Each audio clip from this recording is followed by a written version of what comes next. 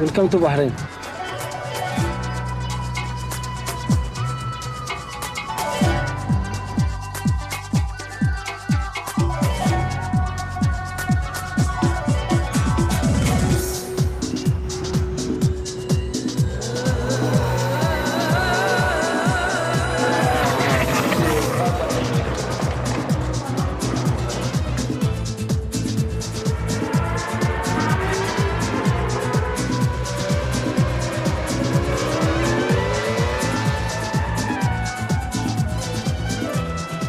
This is what you get with government backing, £100 million and a determination to get the job done. Bahrain's international circuit is ready for its first race day.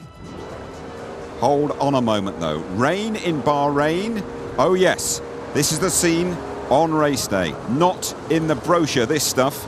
30-mile-an-hour winds, sandstorms. You couldn't see the place from barely 100 metres this morning. And crosswinds for Formula One cars are really evil. It is changing by the minute, and it is not clever. We had a real storm a moment ago. It's dry at the moment. April the 4th has always been Bahrain's deadline day, and they have made it. 04, 04, 04, the biggest sporting day in this little kingdom's history. A fantastic achievement to build this facility in record quick time, and now Bahrain finds itself very much in the spotlight.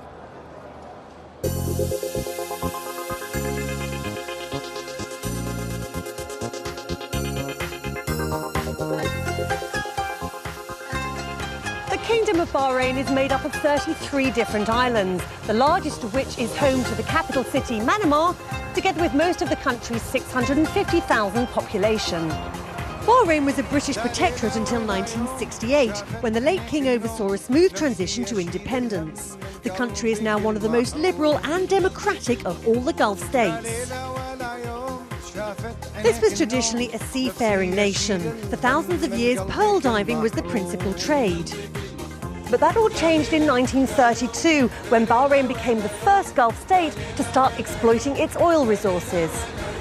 The vast revenues produced have been wisely invested in business initiatives to secure the long-term stability of the country.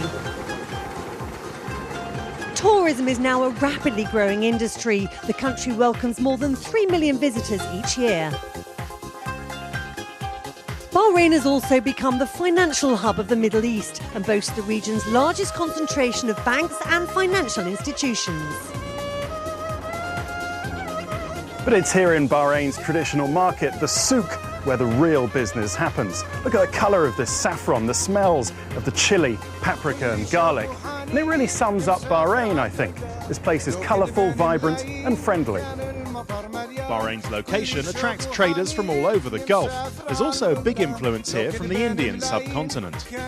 The architecture of the buildings and mosques retain their classic old Arabian charm. History in this desert is everywhere. An area in South Bahrain is reputed to be the original site of the Garden of Eden.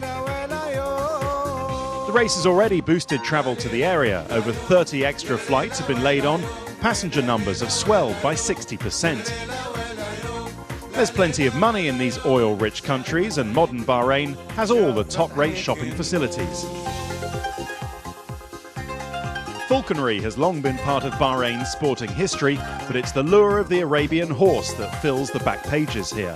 Racing is this country's top pastime.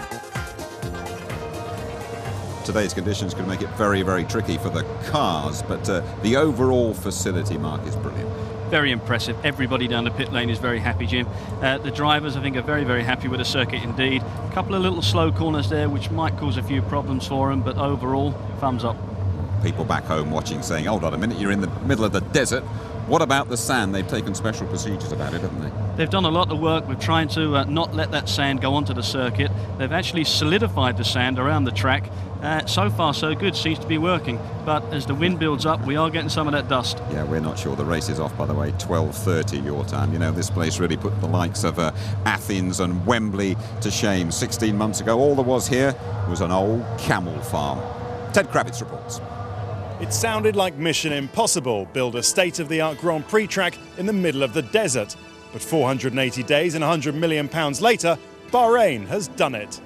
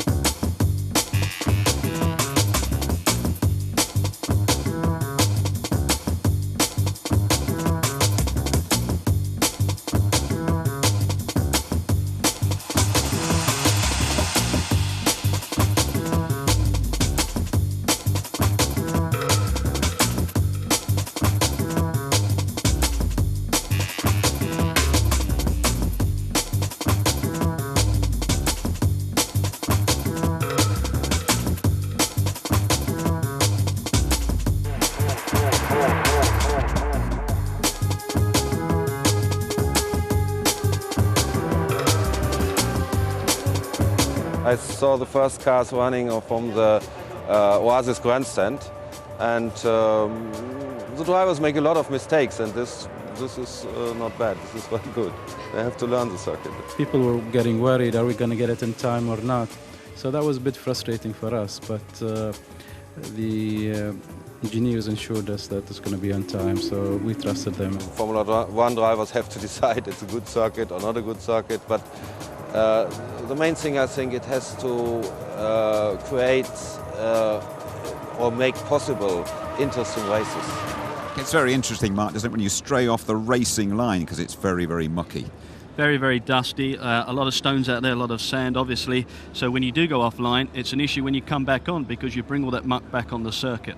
A couple of days ago, we were all wondering about what was happening to the tyres. 3 tyres, including David Coulthard's, got shredded, and it was a rogue razor-sharp drain, wasn't it? Yeah, a lot of guys were suffering with tyre failures, and it seemed to be picked up by running over one of the drains on the circuit. They've actually worked and put those and corrected those drains, but the problem is now they're actually filled over. So if it does rain, we've got a bigger problem. The locals, though, are very, very embarrassed about the weather today. Right, let's get you right up to date with qualifying, shall we? The Ferraris and BMW Williams on the front 2 rows, but really more pain for McLaren. Kimi Räikkönen has admitted that his championship chances are now a long shot. He hasn't finished a race this year, and that run of bad luck continued with an engine failure on Friday, meaning he'd have to drop 10 places on the grid. McLaren chose not to bother completing his qualifying lap, as with that penalty he'd be at the back anyway. David Coulthard does start 10th, but for Kimi this weekend is effectively a write-off, and McLaren's next improvements are 2 races away. It's not going as well as we're hoping, but I cannot do anything else than try to drive as fast as I can. I anticipate, we'll have a stronger latter part of the season, but of course we don't want to wait that long. We're working hard, and our next performance step will probably be Spain. Until then, we just have to grin and bear it. Joining Kimi in the back of the grid club will be Nick Heidfeld and Minardi's Zsolt Baumgartner, who also had to change their Ford Cosworth engines. Jenson Button might have been out-qualified by his teammate, but he tends to race better than Sato, so another podium could well be on the cards this afternoon.